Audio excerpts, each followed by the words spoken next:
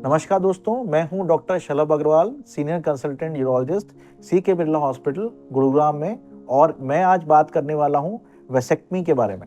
Mails में sperm जो हैं वो टेस्टिस में बनते हैं, और टेस्टिस से बहुत छोटी-छोटी ट्यूब, जिनको हम वास कहते हैं, वहां से जो इजैकुलेशन की नली है या यूरेथ्रा है वहां तक कंडक्ट करे जाते हैं या ट्रांसपोर्ट करे जाते हैं, और 0.1 to 0.4 ml जो सीमेन का पार्ट है वो एक्चुअली में स्पर्म्स या टेस्टिस से आता है।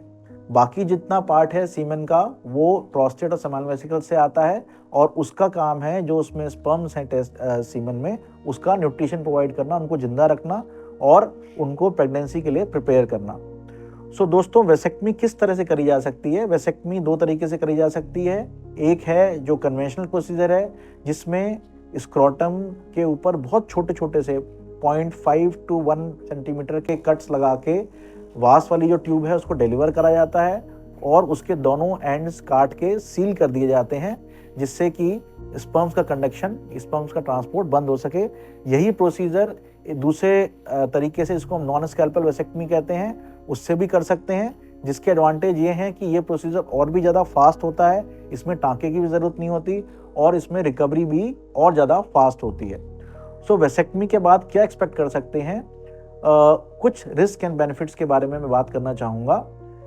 इस प्रोसीजर के क्या बेनिफिट्स हैं? इस प्रोसीजर के बेनिफिट्स ये हैं कि एक तो ये परमानेंट मोड ऑफ स्टेरिलाइजेशन है, एक बार करा ली तो लाइफ लॉन्ग आपको फर्दर किसी कॉन्ट्रासेप्शन की ज़रूरत नहीं पड़ेगी। और दूसरा बेनिफिट ये है कि ये प्रोसीजर बहुत ही इजीली परफॉर्म करा जा सकता है, इसके लिए किसी तरह के एनेस्थीसिया या एडमिशन की कोई ज़रूरत नहीं है। खाली लोकल एनेस्थीसिया में ये प्रोसीजर ऑफिस बेस्ड या डे केयर सेटिंग में भी करा जा सकता है, और इस प्रोसीजर के इमीडिएटली बाद भी आप अपना ऑफिस या काम, ड्राइविंग, वॉकिंग, अपना बैठने का काम, चलने का काम, सब कुछ नेक्स्ट डे से ही कर सकते हैं। स्क्रोटम में थोड़ी सी इन्फ्लेमेशन होती है, उसके चलते 2-3 दिन तक रनिंग या जिमिंग अवॉइड करें। इसके अलावा अपने सारे काम, रेगुलर काम आप डे 1 से ही चालू कर सकते हैं। तो दोस्तों, इस प्रोसीजर के क्या रिस्क हैं? इस प्रोसीजर के दो तरह से रिस्क हम समझ सकते हैं। एक शॉर्ट टर्म रिस्क, जिसमें इमीडिएटली इस प्रोसीजर के बाद स्क्रोटम में थोड़ी स्वेलिंग आ सकती है, टेस्टिस में पेन हो सकता है, जहाँ पे ऑपरेशन हुआ है वहाँ पे थोड़ा सा कोई ब्लड ब्लीडिंग हो जाए, या वहाँ पे थोड़ी स्वेलिंग आ जाए, या ब्रूजिंग हो जाए स्किन की। ये कॉम्प्लिकेशंस जो यूजली हफ्ते 10 दिन में सब ठीक हो जाते हैं। लॉन्ग टर्म में कभी कभी पुरुषों को वेसेक्टमी के बाद लंबे टाइम तक टेस्टिस में हल्का डिस्कम्फर्ट या पेन रह सकता है। इस चीज़ को मेडिसिन से कंट्रोल करके ख़त्म करा जा सकता है। रेयरली वेसेक्टमी का फेलियर हो जाता है, ये भी एक कॉम्प्लिकेशन है जो 1000 में से 10 लोगों को हो सकता है। इसके कारण कई हैं, बट ज़्यादातर लोगों में इसको एक परमानेंट प्रोसीजर की तरह ही समझा जाए।